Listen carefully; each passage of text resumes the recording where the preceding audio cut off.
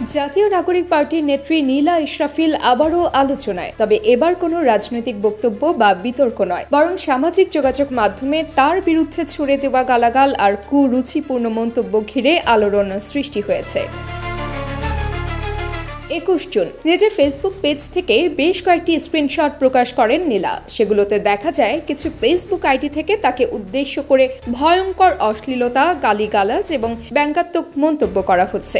স্ক্রিনশটগুলো share করে তিনি লিখেছেন, এই হচ্ছে আমাদের সমাজ, তুমি একা না, লক্ষ্য তুমি এখনো টিকে আছো এই সমাজে। তিনি বলেন, এই মানসিকতা বন্ধ করতে হলে আমাদের নিজেদের জায়গা থেকেই সোচ্চার হতে হবে। শুধু চুপ থেকে এসব থামানো যাবে না, এখন সময় প্রতিবাদের।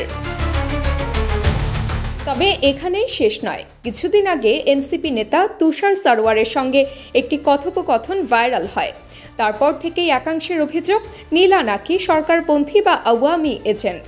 এমন অভিযোগে নিজের অবস্থান পরিষ্কার করে দিয়েছেন নীলা ইশরাফিল। নিজের ফেসবুক পেজে তিনি স্পষ্টভাবে লেখেন, আমি কারো এজেন্ট না, আমি নিজের কথা বলতে জানি, নিজের অবস্থানে অটল থাকতে পারি। কালোকে কালো আর সাদাকে সাদা বলাটা যদি অপরাধ হয়, তবে আমি সেই অপরাধী। এই ঘটনা কেবল একজন নারীর বিরুদ্ধে কুৎসার প্রতিবাদ নয়, এটা গোটা সমাজের আয়না। আপনি আমি যদি চুপ থাকি, তাহলে হয়তো আগামীকাল আরও কেউ এই সাইবার সহিংসতার শিকার হবেন।